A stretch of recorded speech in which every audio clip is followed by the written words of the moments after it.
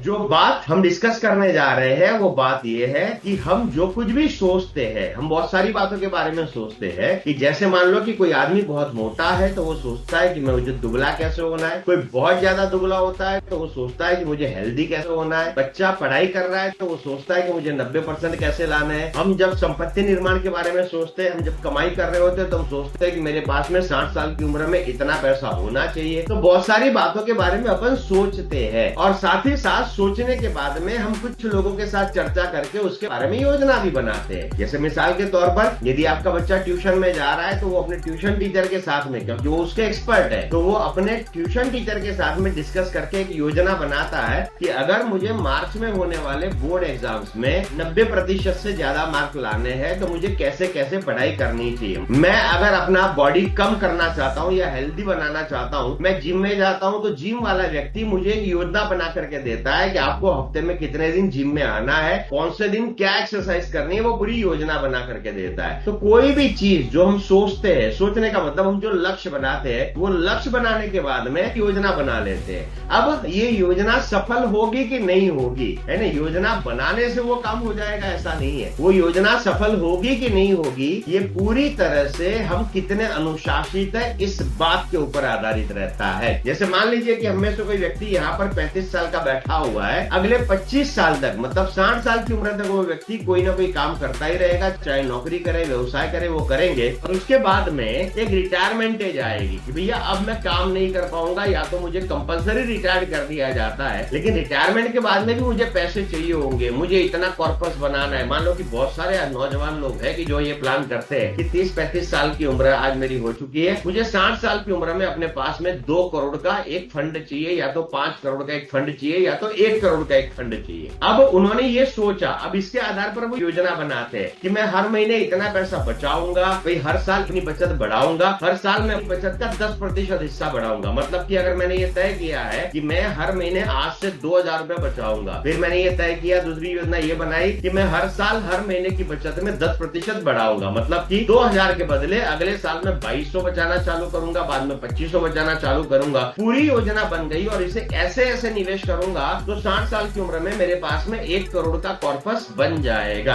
ऐसी एक योजना बनी। अब सवाल क्या है कि भाई ये योजना बहुत सटीक बनाई गई है, पूरा रिसर्च और स्टडी करने के बाद में बनाई गई है, लेकिन इसके बावजूद भी 60 साल की उम्र में उस व्यक्ति के पास में करोड़, 2 करोड़, 5 करोड़ जो भी उसने सोचा था वो होगा कि नहीं होगा, वो एंटायरली इस बात के ऊपर आधारित है कि अगले 25 साल तक वो व्यक्ति इस योजना के ऊपर अनुशासित तरीके से चलता है कि नहीं चलता। जिम में गया तो मुझे एक योजना बना करके दी गई कि ऐसा ऐसा करेंगे तो 6 महीने में आपका 10 किलो वजन जो है वो कम हो जाएगा। 6 महीने के बाद में 10 किलो वजन कम होगा कि नहीं होगा वो इस बात के ऊपर आधारित है कि अगले 6 महीने तक मैं इस योजना के ऊपर काम कर रहा हूँ कि नहीं कर रहा हूँ अनुशासित तरीके से। मेरा बच्चा अपने ट्यूशन टीचर के पास में बैठ करके जो योजना बनाता है वो 90% आएंगे कि नहीं आएंगे योजना के हिसाब से, वो इस बात के ऊपर आधारित है कि अगले 9 महीने मेरा बच्चा उस योजना के ऊपर अनुशासित तरीके से चलता है कि नहीं चलता। अगर कोई व्यक्ति अनुशासित नहीं है किसी भी चीज को लेकर के तो वो जीवन में अपनी किसी भी योजना को सफल नहीं बना सकता।